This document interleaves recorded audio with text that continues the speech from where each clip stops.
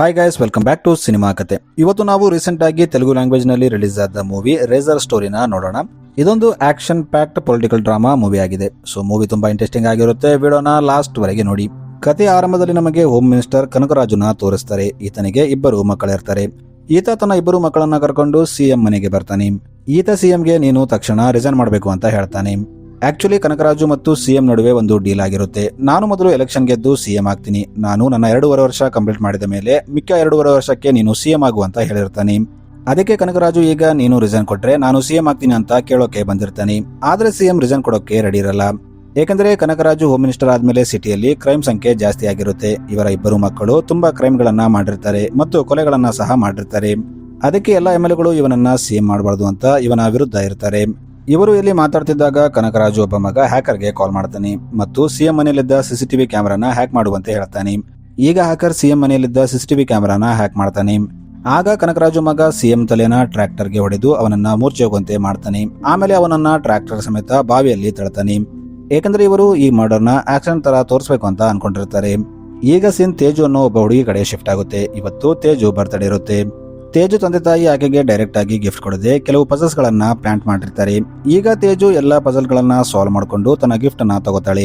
ತೇಜು ಮತ್ತು ಆಕೆ ತಂದೆ ಇದೇ ರೀತಿ ಆಟವಾಡ್ತಿರ್ತಾರೆ.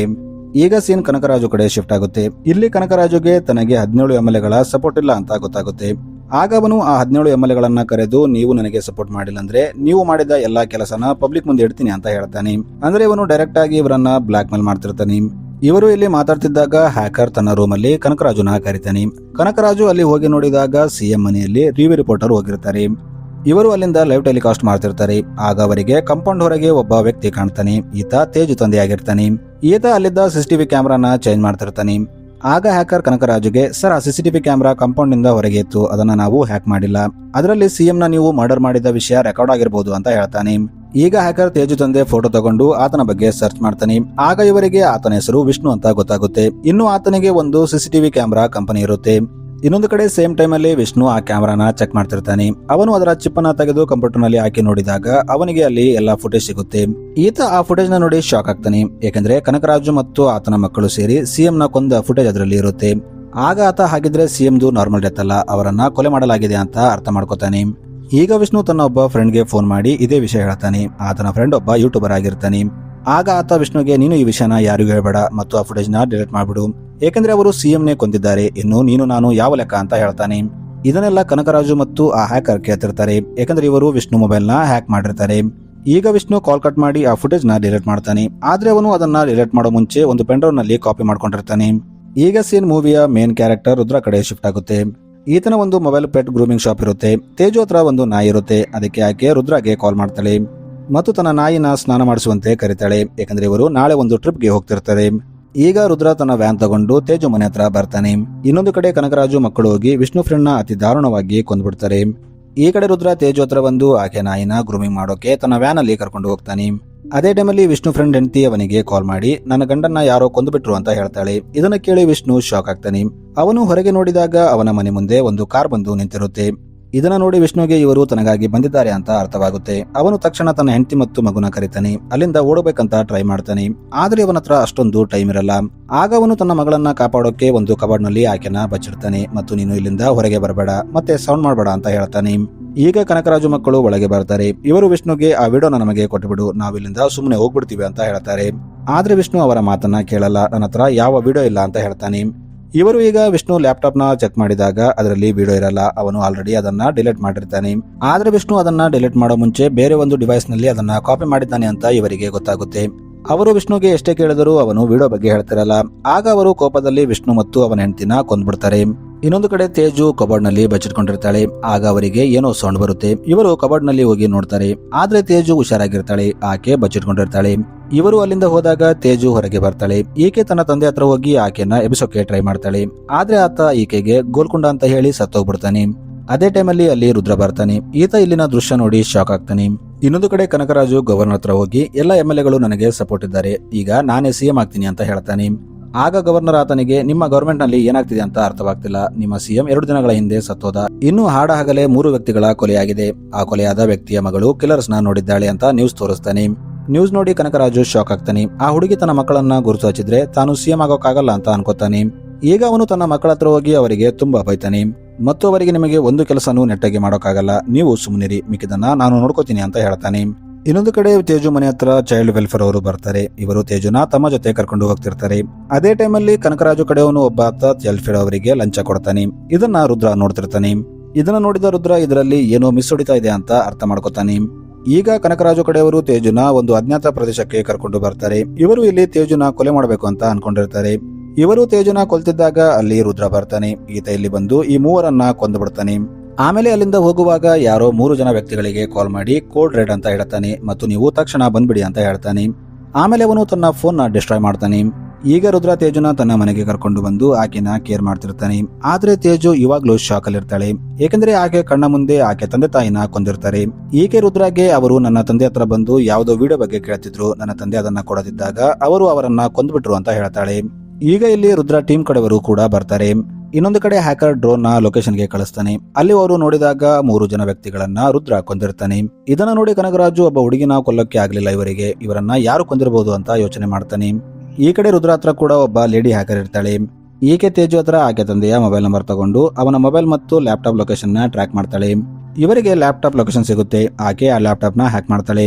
ಆಗ ಇವರಿಗೆ ಅದರ ಸುತ್ತಮುತ್ತ ಯಾರಿದ್ದಾರೆ ಮತ್ತು ಅವರು ಏನ್ ಮಾತಾಡ್ತಿದ್ದಾರೆ ಅಂತ ಮೈಕ್ ಆನ್ ಮಾಡಿ ಕೇಳ್ತಿರ್ತಾಳೆ. ವಾಯ್ಸ್ ಕೇಳಿ ರುದ್ರ ಇದು ಹೋಮ್ ಮಿನಿಸ್ಟರ್ ವಾಯ್ಸ್ ಅಂತ ಗುರುತಿಸ್ತಾನೆ.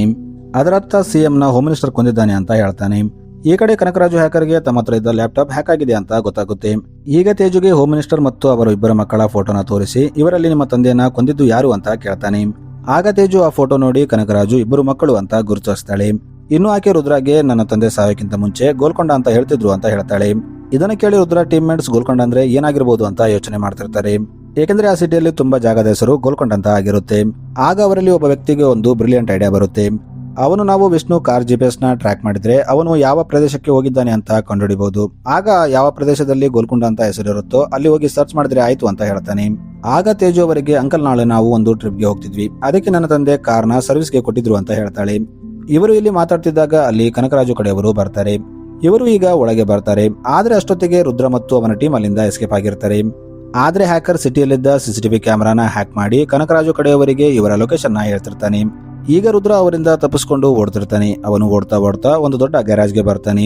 ಇಲ್ಲಿ ಅವನು ತೇಜುನ ಒಂದು ಕಾರಲ್ಲಿ ಬಚ್ಚಿಡ್ತಾನೆ ಮತ್ತು ನಾನು ಹೇಳುವವರೆಗೂ ಹೊರಗೆ ಬರಬೇಡ ಅಂತ ಹೇಳ್ತಾನೆ. ಈಗ ರುದ್ರ ತೇಜುನ ಬಚ್ಚಿಟ್ಟು ಹೊರಗೆ ಬಂದು ಅವರ ಜೊತೆ ಫೈಟ್ ಮಾಡ್ತಾನೆ. ಈ ಫೈಟ್ ಸೀನ್ ತುಂಬಾ ಬ್ರೂಟಲ್ ಆಗಿರುತ್ತೆ. ಈಗ ರುದ್ರ ಅವರನ್ನೆಲ್ಲ ಮುಗಿಸಿ ತೇಜುನ ಕಾಪಾಡ್ತಾನೆ. ಇನ್ನೊಂದು ಕಡೆ ರುದ್ರ ಟೀಮ್ ಒಂದು ಸರ್ವಿಸ್ ಸೆಂಟರ್ಗೆ ಬರ್ತಾರೆ. ಇಲ್ಲಿ ವಿಷ್ಣು ತನ್ನ ಕಾರ್ ಸರ್ವಿಸ್ಗೆ ಕೊಟ್ಟಿರ್ತಾನೆ. ಈಗ ಇವರು ವಿಷ್ಣು ಕಾರ್ ಎಲ್ಲೆಲ್ಲಿ ತಿರುಗಾಡಿದೆ ಅಂತ ನೋಡಕ್ಕೆ ಅವನ GPS ಲೊಕೇಶನ್ ನ ಡೌನ್ಲೋಡ್ ಮಾಡ್ಕೋತಾರೆ. ಈ ಕಡೆ ಹ್ಯಾಕರ್ ತನ್ನ ಡ್ರೋನ್ ನ ಆ ಲೊಕೇಶನ್ಗೆ ಕಳಿಸ್ತಾನೆ. ಆಗ ಅಲ್ಲಿನ ದೃಶ್ಯ ನೋಡಿ ಆತ ಶಾಕ್ ಆಗ್ತಾನೆ. ಕನಕರಾಜು ಅವನಿಗೆ ಒಬ್ಬ ವ್ಯಕ್ತಿ ಇಷ್ಟು ಜನರನ್ನ ಹೇಗೆ ಕೊಲ್ಲಕ್ಕೆ ಸಾಧ್ಯ ಅಂತ ಹೇಳ್ತಾನೆ. ಈ ಕಡೆ ರುದ್ರ ಟೀಮ್ ಮೆಂಬರ್ ರುದ್ರಾಗೆ ಕಾಲ್ ಮಾಡಿ ಗೋಲ್ಕೊಂಡ ವೈನ್ಸ್ ಬಗ್ಗೆ ಹೇಳ್ತಾರೆ. ಈತ ಅಲ್ಲಿಗೆ ಹೋಗ್ತಾನೆ. ಈತ ಇಲ್ಲಿ ವೈನ್ ಶಾಪ್ ನೋಡಿ ವಿಷ್ಣು ಇಲ್ಲಿ ಹೇಗೆ ವಿಡಿಯೋನ ಬಚ್ಚಿಡೋಕೆ ಸಾಧ್ಯ ಅಂತ ಯೋಚನೆ ಮಾಡ್ತಾನೆ. ಆದ್ರೆ Golconda wines opposite Golconda courier service ಇರುತ್ತೆ. ಇನ್ನು ಈ ಕೊರಿಯರ್ ಸರ್ವಿಸ್ ಶಾಪ್ ಹೊರಗೆ ವಿಗಾರ್ಡ್ ಕಂಪನಿಯ CCTV ಕ್ಯಾಮೆರಾ ಇರುತ್ತೆ. ಆಕ್ಚುಲಿ ವಿಷ್ಣು CCTV ಕಂಪನಿಯ ಹೆಸರು ವಿಗಾರ್ಡ್ ಆಗಿರುತ್ತೆ. ಇದನ್ನು ನೋಡಿ ವಿಷ್ಣು ಆ ಕೊರಿಯರ್ ಶಾಪ್ ಒಳಗೆ ಹೋಗ್ತಾನೆ. ಈಗ ರುದ್ರ ಒಳಗೆ ಹೋಗಿ ಅಲ್ಲಿದ್ದ ಒಬ್ಬ ವ್ಯಕ್ತಿಗೆ ನಾನು ವಿಗಾರ್ಡ್ ಕಂಪನಿ ಕಡೆಯಿಂದ ಬಂದಿದ್ದೀನಿ, CCTVಯಲ್ಲಿ ಸ್ವಲ್ಪ ಸಾಫ್ಟ್ವೇರ್ ಅಪ್ಡೇಟ್ ಮಾಡಬೇಕು ಅಂತ ಹೇಳ್ತಾನೆ. ಇನ್ನು ಫೋನಲ್ಲಿ ರುದ್ರ ಟೀಮ್ ಮೆಂಬರ್ ಆತನಿಗೆ ಗೈಡ್ ಮಾಡ್ತಿರ್ತಾಳೆ. ನೀವು ಕಂಪ್ಯೂಟರ್ ನ ಓಪನ್ ಮಾಡಿ ಈ ಫೋಲ್ಡರ್ಗೆ ಹೋಗಿ ಈ ಬಟನ್ ನ ಒತ್ತಿ ಅಂತ ಹೇಳ್ತಿರ್ತಾಳೆ. ಇನ್ನು ವಿಷ್ಣು ಅದರಲ್ಲಿ ಯಾವ್ದಾದ್ರು ವಿಡಿಯೋ ಬಚ್ಚಿಟ್ಟಿದಾನ ಅಥವಾ ಯಾವ್ದಾದ್ರು ಇಮೇಜ್ ನ ಡೌನ್ಲೋಡ್ ಮಾಡಿದಾನ ಅಂತ ಸರ್ಚ್ ಮಾಡ್ತಾರೆ. ಆಗ ಇವರಿಗೆ ಶಾಕಿಂಗ್ಲಿ ವಿಷ್ಣು ಒಂದು ಇಮೇಜ್ ನ ಡೌನ್ಲೋಡ್ ಮಾಡಿದ್ದಾನೆ ಅಂತ ಗೊತ್ತಾಗುತ್ತೆ. ಇದು ಒಂದು ಪಜಲ್ ಆಗಿರುತ್ತೆ. ಆ ಪಜಲ್ ಹೀಗಿರುತ್ತೆ: ನೀನು ನನ್ನ ನೋಡ್ತೀಯಾ, ನಾನು ಕೂಡ ನಿನ್ನ ನೋಡ್ತೀನಿ. ನೀನು ನನ್ನ ನೋಡಿದಾಗ ನಾನು ಯಾವಾಗ್ಲೂ ತಿರುಗಾಡ್ತಿರ್ತೀನಿ, ಆದ್ರೆ ಒಂದೇ ಜಾಗದಲ್ಲಿ ಇರ್ತೀನಿ ಅಂತ ಇರುತ್ತೆ. ಇದನ್ನ ನೋಡಿ ಇವರಿಗೆ ಏನು ಅರ್ಥವಾಗಲ್ಲ. ಆದ್ರೆ ತೇಜುಗೆ ಅದನ್ನ ನೋಡಿ ಅರ್ಥವಾಗುತ್ತೆ. ಏಕೆಂದ್ರೆ ಆಕೆ ತಂದೆ ಯಾವಾಗ್ಲೂ ಆಕೆ ಜೊತೆ ಪಜಲ್ ನಲ್ಲಿ ಮಾತಾಡ್ತಿರ್ತಾನೆ. ಈಗ ರುದ್ರಾಗೆ ಅದರ ಉತ್ತರ ಗಡಿಯಾರ ಅಂತ ಹೇಳ್ತಾಳೆ. ಈಗ ಇವರು ವಿಷ್ಣು ಯಾವ ಕ್ಲಾಕ್ ಬಗ್ಗೆ ಮಾತಾಡ್ತಿರ್ಬೋದು ಅಂತ ಯೋಚನೆ ಮಾಡ್ತಾರೆ. ಆಗ ಇವರು GPS ಲೊಕೇಶನ್ ನ ಟ್ರ್ಯಾಕ್ ಮಾಡಿದಾಗ ಅವನ ಕಾರ್ ಒಂದು ಕ್ಲಾಕ್ ಟವರ್ ಹತ್ರ ಹೋಗಿರುತ್ತೆ. ಇನ್ನು ಆ ಕ್ಲಾಕ್ ಟವರ್ ಅಪೋಸಿಟ್ ಒಂದು ಕೆಫೆ ಇರುತ್ತೆ. ಅಲ್ಲಿ ವಿಗಾರ್ಡ್ ಕಂಪನಿಯ CCTV ಕ್ಯಾಮೆರಾ ಇರುತ್ತೆ. ಆದ್ರೆ ಸದ್ಯ ಈಗ ಆ ಕೆಫೆ ಕ್ಲೋಸ್ ಆಗಿರುತ್ತೆ. ಈಗ ರುದ್ರ ಆ ಕೆಫೆಯ ಲಾಕ್ ನ ಮುರಿದು ಒಳಗೆ ಹೋಗ್ತಾನೆ. ಈಗ ಆ ಹ್ಯಾಕರ್ ರುದ್ರಾಗೆ ನೀವು ಒಳಗೆ ಹೋಗಿ ಅಲ್ಲಿ ಯಾವ್ದಾದ್ರು ಕಂಪ್ಯೂಟರ್ ಇದನ್ನ ಅದನ್ನ ಓಪನ್ ಮಾಡಿ ಅಂತ ಹೇಳ್ತಾಳೆ. ರುದ್ರ ಅದನ್ನ ಓಪನ್ ಮಾಡಿದಾಗ ಅದರಲ್ಲಿ ಒಂದು ವಿಡಿಯೋ ಇರುತ್ತೆ. ಅದು ಜಿಪ್ ಫೈಲ್ ಫಾರ್ಮೆಟ್ ನಲ್ಲಿ ಇರುತ್ತೆ. ಆದ್ರೆ ಅದು ಪಾಸ್ವರ್ಡ್ ಪ್ರೊಟೆಕ್ಟೆಡ್ ಆಗಿರುತ್ತೆ. ಇನ್ನು ವಿಷ್ಣು ಆ ಫೈಲ್ ನ ಓಪನ್ ಮಾಡೋಕೆ ಒಂದು ಕ್ಲೂ ನ ಕೊಟ್ಟಿರ್ತಾನೆ. ಆ ಕ್ಲೂ ನಲ್ಲಿ ವಾಟ್ಸ್ ಮೈ ಫೇವರೇಟ್ ಟೆಸರ್ಟ್ ತೇಜು ಅಂತ ಬರೆದಿರುತ್ತೆ. ಇನ್ನು ತೇಜು ವಾಯ್ಸ್ ನಲ್ಲಿ ಆ ಕ್ವಶನ್ಗೆ ಸರಿಯಾಗಿ ಉತ್ತರ ಕೊಟ್ರೆ ಅದು ಓಪನ್ ಆಗ್ತಿರುತ್ತೆ. ಈಗ ತೇಜು ಸರಿಯಾದ ಉತ್ತರ ಕೊಟ್ಟಾಗ ಅಲ್ಲಿ ಒಂದು ವಿಡಿಯೋ ಓಪನ್ ಆಗುತ್ತೆ. ಆದ್ರೆ ಶಾಕಿಂಗ್ಲಿ ಇದು ಕೇವಲ ರೆಡ್ ಕಲರ್ ವಿಡಿಯೋ ಆಗಿರುತ್ತೆ. ವಿಷ್ಣು ಈ ವಿಡಿಯೋದಲ್ಲಿ ರೆಡ್ ಕಲರ್ ನ ಎಕ್ಸ್ಟ್ರಾಕ್ಟ್ ಮಾಡಿರ್ತಾನೆ. ಅಂದ್ರೆ ಒಂದು ವಿಡಿಯೋ ಕಂಪ್ಲೀಟ್ ಆಗೋಕೆ ಅದರಲ್ಲಿ 3 ಕಲರ್ ಇರಬೇಕಾಗಿರುತ್ತೆ, ರೆಡ್, ಬ್ಲೂ ಮತ್ತು ಗ್ರೀನ್. ಆದ್ರೆ ಇಲ್ಲಿ ಕೇವಲ ರೆಡ್ ಕಲರ್ ಹೈಲೈಟ್ ಆಗಿರುತ್ತೆ. ಈಗ ರುದ್ರ ಆ ವಿಡಿಯೋನ ತನ್ನ ಪೆಂಡ್ರೈವ್ ನಲ್ಲಿ ಕಾಪಿ ಮಾಡ್ಕೋತಾನೆ. ಆಗ ಇವನ ಮುಂದೆ ಇನ್ನೊಂದು ಪಜಲ್ ಬರುತ್ತೆ. ಆ ಪಜಲ್ ಹೀಗಿರುತ್ತೆ: ನಾನು ಒಂದೇ ಕಡೆ ಇರ್ತೀನಿ, ಆದ್ರೆ ಊರಲ್ಲೆಲ್ಲ ತಿರುಗಾಡ್ತೀನಿ ಅಂತ ಬರೆದಿರುತ್ತೆ. ಅದೇ ಟೈಮಲ್ಲಿ ಅಲ್ಲಿ ಕನಕರಾಜು ಕಡೆಯ ರೌಡಿಗಳು ಬರ್ತಾರೆ. ಯಾಕಂದ್ರೆ ಹ್ಯಾಕರ್ ರುದ್ರ ಫೇಸ್ ನ ಟ್ರ್ಯಾಕ್ ಮಾಡ್ತಾ ಅಲ್ಲಿ ರೌಡಿಗಳನ್ನ ಕಳಿಸಿರ್ತಾನೆ. ಇಲ್ಲಿ ರುದ್ರ ಆ ರೌಡಿಗಳ ಜೊತೆ ಫೈಟ್ ಮಾಡ್ತಾನೆ. ಇಲ್ಲಿ ಕೂಡ ಫೈಟ್ ತುಂಬಾ ಬ್ರೂಟಲ್ ಆಗಿರುತ್ತೆ. ಇಲ್ಲಿ ಹ್ಯಾಕರ್ ಅಲ್ಲಿದ್ದ ಕಂಪ್ಯೂಟರ್ ನ ಹ್ಯಾಕ್ ಮಾಡಿದಾಗ ಅವನಿಗೆ ರುದ್ರ ಒಂದು ವಿಡಿಯೋನ ಡೌನ್ಲೋಡ್ ಮಾಡ್ಕೊಂಡಿದ್ದಾನೆ ಅಂತ ಗೊತ್ತಾಗುತ್ತೆ. ಮತ್ತು ಅವರಿಗೆ ಆ ಪೂರ್ತಿ ವಿಡಿಯೋ ಬೇಕಾಗಿದ್ರೆ ತೇಜು ಬದುಕಿರ್ಬೇಕಾಗಿರುತ್ತೆ. ಏಕೆಂದ್ರೆ ಆಕೆ ವಾಯ್ಸ್ ನಿಂದನೇ ಅದು ಆಕ್ಟಿವೇಟ್ ಆಗ್ತಿರುತ್ತೆ. ಈಗ ರುದ್ರ ಮತ್ತು ಅವರ ಟೀಮ್ ಮೆಂಬರ್ಸ್ ಒಂದು ಪ್ಲೇಸ್ ಅಲ್ಲಿ ಭೇಟಿ ಆಗ್ತಾರೆ ಮತ್ತು ಇಲ್ಲಿ ರುದ್ರ ಅವರಿಗೆ ಆ ಪಜಲ್ ನ ಹೇಳ್ತಾನೆ. ಆಗ ತೇಜು ಆ ಪಜಲ್ ನ ಕೂಡ ಸಾಲ್ವ್ ಮಾಡ್ತಾಳೆ. ಅದರ ಆನ್ಸರ್ ಪೋಸ್ಟೇಜ್ ಸ್ಟ್ಯಾಂಪ್ ಆಗಿರುತ್ತೆ. ಇದೇ ಟೈಮಲ್ಲಿ ಆ ಲೇಡಿ ಹ್ಯಾಕರ್ಗೆ ಕನಕರಾಜು ಕಡೆಯ ಹ್ಯಾಕರ್ ತನ್ನ ಸಿಸ್ಟಮ್ ನ ಹ್ಯಾಕ್ ಮಾಡಿದ್ದಾನೆ ಅಂತ ಗೊತ್ತಾಗುತ್ತೆ. ಅದಕ್ಕೆ ಇವರು ತಕ್ಷಣ ಅಲ್ಲಿಂದ ಜಾಗ ಖಾಲಿ ಮಾಡ್ತಾರೆ. ಈಗ ರುದ್ರ ತೇಜುನ ಕರ್ಕೊಂಡು ಆ ಪೋಸ್ಟ್ ಆಫೀಸ್ಗೆ ಬರ್ತಾನೆ. ಆ ಪೋಸ್ಟ್ ಆಫೀಸ್ ಅಪೋಸಿಟ್ ನಲ್ಲಿ ಒಂದು ಪೊಲೀಸ್ ಸ್ಟೇಷನ್ ಇರುತ್ತೆ. ಇನ್ನು ಆ ಪೊಲೀಸ್ ಸ್ಟೇಷನ್ ಹೊರಗೆ ವಿಗಣ್ಣ ಸಿಸಿಟಿವಿ ಕ್ಯಾಮೆರಾ ಇರುತ್ತೆ. ಇದನ್ನ ನೋಡಿ ರುದ್ರ ಆ ಪೊಲೀಸ್ ಸ್ಟೇಷನ್ ಒಳಗೆ ಹೋಗ್ತಾನೆ ಮತ್ತು ಅಲ್ಲಿನ ಸಿಐಗೆ, ಸರ್, ನಾವು ವಿಗಾರ್ಡ್ ಕಂಪನಿ ಕಡೆಯಿಂದ ಬಂದಿದ್ದೀವಿ. ನಾವು ಸಿಸಿಟಿವಿಯಲ್ಲಿ ಕೆಲವೊಂದು ಸಾಫ್ಟ್ವೇರ್ ಅಪ್ಡೇಟ್ ನ ಮಾಡಬೇಕು ಅಂತ ಹೇಳ್ತಾನೆ. ಅದೇ ಟೈಮಲ್ಲಿ ಅಲ್ಲಿ ಕನಕರಾಜು ಮಗ ಕೂಡ ಬರ್ತಾನೆ. ಈತ ತನ್ನ ಕಾರ್ನ ಪೋಸ್ಟ್ ಆಫೀಸ್ ಮುಂದೆ ಪಾರ್ಕ್ ಮಾಡ್ತಾನೆ. ಆಗ ಅಲ್ಲಿದ್ದ ಟ್ರಾಫಿಕ್ ಪೊಲೀಸ್ ಆಫೀಸರ್ ಕನಕರಾಜು ಮಗಗೆ ಕಾರ್ ಇಲ್ಲಿಂದ ತೆಗಿ, ಇಲ್ಲಿ ಟ್ರಾಫಿಕ್ ಜಾಮ್ ಆಗುತ್ತೆ ಅಂತ ಹೇಳ್ತಾನೆ. ಆದ್ರೆ ಅವನು ಅವನ ಮಾತನ್ನ ಕೇಳ್ತಿರಲ್ಲ. ಆಗ ಇನ್ಸ್ಪೆಕ್ಟರ್ ಅವನನ್ನ ಹತ್ತಿರದಲ್ಲಿದ್ದ ಪೊಲೀಸ್ ಸ್ಟೇಷನ್ಗೆ ಕರ್ಕೊಂಡು ಹೋಗ್ತಾನೆ. ಈ ಕಡೆ ರುದ್ರ ಪೊಲೀಸ್ ಸ್ಟೇಷನ್ ಅಲ್ಲಿ ಕಂಪ್ಯೂಟರ್ ನ ಆನ್ ಮಾಡಿ ಅಲ್ಲಿದ್ದ ವಿಡಿಯೋನ ಸರ್ಚ್ ಮಾಡ್ತಿರ್ತಾನೆ. ಅದೇ ಟೈಮಲ್ಲಿ ತೇಜು ಅಲ್ಲಿ ಕನಕರಾಜು ಮಗನ್ನ ನೋಡ್ತಾಳೆ. ಆಕೆ ರುದ್ರಾಗೆ ನನ್ನ ತಂದೆ ತಾಯಿನ ಕೊಂದ ವ್ಯಕ್ತಿ ಈತನೇ ಅಂತ ಹೇಳ್ತಾಳೆ. ಇನ್ನು ಇಲ್ಲಿ ಕೂಡ ಒಂದು ಕ್ಲೂ ಇರುತ್ತೆ. ರುದ್ರ ತೇಜು ಹೆಲ್ಪ್ ನಿಂದ ಆ ಕ್ಲೂನ ಡಿಕೋಡ್ ಮಾಡಿ ವಿಡಿಯೋನ ತಗೋತಾನೆ. ಈ ಕಡೆ ಕನಕರಾಜು ಮಗನ್ನ ನೋಡಿ ಎಸ್ಐ ಅವನಿಗೆ ವೆಲ್ಕಮ್ ಮಾಡ್ತಾನೆ ಮತ್ತು ನೀವ್ಯಾಕೆ ಇಲ್ಲಿ ಬಂದ್ರಿ ಅಂತ ಕೇಳ್ತಾನೆ. ಆಗ ಕನಕರಾಜು ಮಗ ರುದ್ರ ಫೋಟೋನ ಅವನಿಗೆ ತೋರಿಸಿ ಈ ವ್ಯಕ್ತಿನ ನಾವು ಹುಡುಕ್ತಾ ಇದೀವಿ ಅಂತ ಹೇಳ್ತಾನೆ. ಆ ಫೋಟೋ ನೋಡಿ ಎಸ್ಐ ಅವನಿಗೆ ಈ ವ್ಯಕ್ತಿ ಇಲ್ಲೇ ಇದ್ದಾನೆ ಅಂತ ಹೇಳ್ತಾನೆ. ಈಗ ಅವರು ಪೊಲೀಸ್ ಸ್ಟೇಷನ್ ನಲ್ಲಿ ಎಲ್ಲ ಕಡೆ ರುದ್ರನ ಹುಡುಕ್ತಿರ್ತಾರೆ. ಆದ್ರೆ ರುದ್ರ ಅವರಿಂದ ತಪ್ಪಿಸ್ಕೊಂಡು ಒಂದು ಕಂಪನಿ ಬಸ್ ನ ಇರ್ತಾನೆ. ಆದ್ರೆ ಇದು ಕನಕರಾಜು ಮಗನಿಗೆ ಗೊತ್ತಾಗುತ್ತೆ. ಅವನು ಬಸ್ ಮೇಲೆ ಪೆಟ್ರೋಲ್ ಹಾಕಿ, ನೀನು ಹೊರಗೆ ಬಂದಿಲ್ಲ ಅಂದ್ರೆ ನಾನು ಬಸ್ ನ ಬೆಂಕಿ ಹಚ್ತೀನಿ ಅಂತ ಹೇಳ್ತಾನೆ.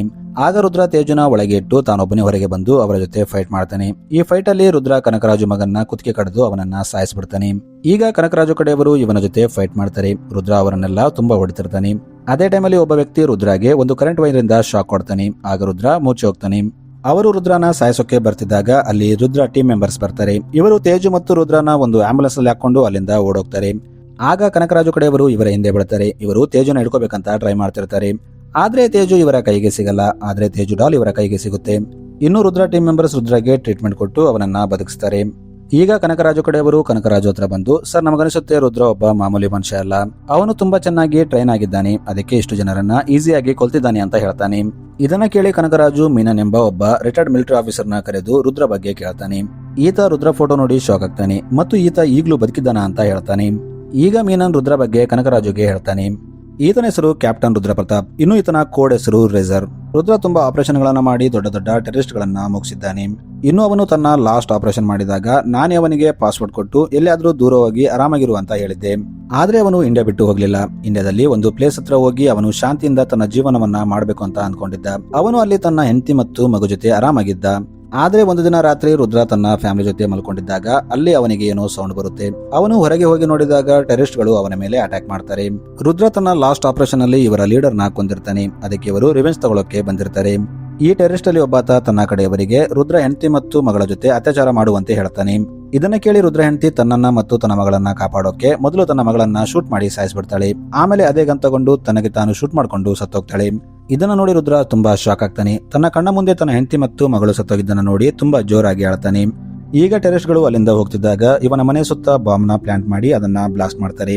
ಆದ್ರೆ ರುದ್ರ ಸತ್ತೋಗಿರಲ್ಲ. ಅವನು ಅಲ್ಲಿಂದ ಹೊರಗೆ ಬರ್ತಾನೆ. ಇವನು ಅಲ್ಲಿ ತನ್ನ ಪಾಸ್ಪೋರ್ಟ್ ಸುಟ್ಟೋಗಿರೋದನ್ನ ನೋಡ್ತಾನೆ. ಆ ಪಾಸ್ಪೋರ್ಟ್ ನಲ್ಲಿ ಒಂದು ಚಿಪ್ ಇರುತ್ತೆ. ಈಗ ರುದ್ರ ಮೆನನ್ಗೆ ಕಾಲ್ ಮಾಡಿ ಅವನಿಗೆ ಇದೇ ವಿಷಯ ಹೇಳ್ತಾನೆ. ಸರ್, ನನ್ನ ಹೆಂಡತಿ ಮತ್ತು ಮಗುನ ಟೆರರಿಸ್ಟ್ ಗಳು ಸಾಯಿಸ್ಬಿಟ್ರು. ಯಾರೋ ನನ್ನ ಪಾಸ್ಪೋರ್ಟ್ ನಲ್ಲಿ ಚಿಪ್ ಹಾಕಿ ನನ್ನ ಲೊಕೇಶನ್ ನ ಕಾಂಪ್ರಮೈಸ್ ಮಾಡಿದ್ದಾರೆ ಅಂತ ಹೇಳ್ತಾನೆ. ಇದನ್ನ ಕೇಳಿ ಮೆನನ್ ಕೂಡ ಶಾಕ್ ಆಗ್ತಾನೆ. ಅವನು ರುದ್ರಾಗೆ, ನೀನು ಟೆನ್ಷನ್ ತಗೋಬೇಡ, ಎಲ್ಲಾದ್ರೂ ಬಚ್ಚಿಟ್ಕೋ, ನಾನು ಇದರ ಬಗ್ಗೆ ಎನ್ಕ್ವೈರಿ ಮಾಡ್ತೀನಿ ಅಂತ ಹೇಳ್ತಾನೆ. ಈಗ ಸ್ವಲ್ಪ ದಿನ ಆದ್ಮೇಲೆ ರುದ್ರ ಆ ಆತಂಕವಾದಿಗಳನ್ನ ಕಂಡುಹಿಡಿದು ಅವರನ್ನ ಬ್ರೂಟಲಿ ಕೊಂದುಬಿಡ್ತಾನೆ ಮತ್ತು ಅವರ ಲೀಡರ್ ನ ಹಿಡಿದು ನಿನ್ನಗೆ ನನ್ನ ಲೊಕೇಶನ್ ನ ಕೊಟ್ಟಿದ್ದು ಯಾರು ಅಂತ ಕೇಳ್ತಿರ್ತಾನೆ. ಅದೇ ಟೈಮಲ್ಲಿ ಒಬ್ಬ ಟೆರರಿಸ್ಟ್ ಆ ಜಾಗನ ಬ್ಲಾಸ್ಟ್ ಮಾಡ್ತಾನೆ. ಈಗ ಪ್ರೆಸೆಂಟ್ ನಲ್ಲಿ ಮೆನನ್ ಕನಕರಾಜುಗೆ ರುದ್ರ ಟೀಮ್ ಅಲ್ಲಿದ್ದ ಆ 3 ವ್ಯಕ್ತಿಗಳ ಬಗ್ಗೆ ಹೇಳ್ತಾನೆ. ಅವರ ಪೇರೆಂಟ್ಸ್ ನ ಕೂಡ ಟೆರರಿಸ್ಟ್ ಗಳು ಸಾಯಿಸಿರ್ತಾರೆ. ಅವರು ಕೂಡ ಮೊದಲು ಮಿಲಿಟರಿಯಲ್ಲಿ ಇರ್ತಾರೆ. ಆದ್ರೆ ಈಗ ಆ 4 ಜನ ಒಂದು ಟೀಮ್ ಆಗಿ ಕೆಲಸ ಮಾಡ್ತಿರ್ತಾರೆ. ಇಲ್ಲಿ ನಮಗೆ ಇನ್ನೊಂದು ಶಾಕಿಂಗ್ ವಿಷಯ ಗೊತ್ತಾಗುತ್ತೆ. ಆಕ್ಚುಲಿ ರುದ್ರ ಲೊಕೇಶನ್ ನ ಕಾಂಪ್ರಮೈಸ್ ಮಾಡಿದ್ದು ಬೇರೆ ಯಾರು ಅಲ್ಲ, ಇದೇ ಮೆನನ್ ಆಗಿರ್ತಾನೆ. ಆ ಟೆರರಿಸ್ಟ್ ಗಳು ಮೆನನ್ ಫ್ಯಾಮಿಲಿನ ಕಿಡ್ನಾಪ್ ಮಾಡಿ ಅವನಿಗೆ ಹೆದರಿಸಿರ್ತಾರೆ. ಅದಕ್ಕೆ ಅವನು ರುದ್ರ ಲೊಕೇಶನ್ ನ ಅವರಿಗೆ ಹೇಳಿರ್ತಾನೆ. ಈಗ ಸೀನ್ ರುದ್ರ ಕಡೆ ಶಿಫ್ಟ್ ಆಗುತ್ತೆ. ಇವರು ಇನ್ನೊಂದು ಪಜಲ್ ನ ಸಾಲ್ವ್ ಮಾಡ್ತಿರ್ತಾರೆ. ಈ ಪಜಲ್ ಹೀಗಿರುತ್ತೆ: ನಾನು ಮುಂದೆ ಹೋಗ್ತೀನಿ, ಹಿಂದೆ ಬರ್ತೀನಿ, ಮೇಲೆ ಹೋಗ್ತೀನಿ ಮತ್ತು ಕೆಳಗೆ ಬರ್ತೀನಿ. ನಾನು ಯಾವಾಗ್ಲೂ ಟೀಮ್ ಅಲ್ಲಿ ತಿರುಗಾಡ್ತಿರ್ತೀನಿ ಮತ್ತು 57 ಸಲ ನಿಂದಿರ್ತೀನಿ. ನಾನು ಯಾರು ಅಂತ ಬರ್ದಿರುತ್ತೆ. ಇನ್ನು ಇದರ ಉತ್ತರ ತೇಜುಗೂ ಕೂಡ ಗೊತ್ತಿರಲ್ಲ. ಇವರು ಈಗ ಅದನ್ನ ಗೂಗಲ್ ಸರ್ಚ್ ಮಾಡ್ತಾರೆ. ಆದ್ರೆ ಇವರಿಗೆ ಇಲ್ಲಿನೂ ಕೂಡ ಉತ್ತರ ಸಿಗಲ್ಲ. ಆಗ ರುದ್ರ ಟೀಮ್ ಮೆಂಬರ್ ಒಬ್ಬಾತ ಇದನ್ನ ಈಸಿಯಾಗಿ ಸಾಲ್ವ್ ಮಾಡ್ತಾನೆ. ಅದರ ಉತ್ತರ ಮೆಟ್ರೋ ಟ್ರೈನ್ ಆಗಿರುತ್ತೆ. ಹೇಗೆಂದ್ರೆ ವಿಷ್ಣು ಕಾರ್ ಮೆಟ್ರೋ ಸ್ಟೇಷನ್ ಹತ್ರ ಕೂಡ ಬಂದಿರುತ್ತೆ. ಈಗ ರುದ್ರ ತೇಜುನ ಕರ್ಕೊಂಡು ಅದೇ ಮೆಟ್ರೋ ಸ್ಟೇಷನ್ ಹತ್ರ ಹೋಗ್ತಾನೆ. ಈ ಮೆಟ್ರೋ ಸ್ಟೇಷನ್ ಅಪೋಸಿಟ್ ಒಂದು PG ಹಾಸ್ಟೆಲ್ ಇರುತ್ತೆ. ಇನ್ನು ಈ PG ಹಾಸ್ಟೆಲ್ ವರೆಗೆ ವಿಷ್ಣು ಕ್ಯಾಮ್ರಾ ಫಿಕ್ಸ್ ಆಗಿರುತ್ತೆ. ಈಗ ರುದ್ರ PG ಹಾಸ್ಟೆಲ್ಗೆ ಹೋಗಿ ಅಲ್ಲಿನ ವಾರ್ಡನ್ಗೆ ಇಲ್ಲಿ ವಿಷ್ಣು ಬಂದಿದ್ನ ಅಂತ ಕೇಳ್ತಾನೆ.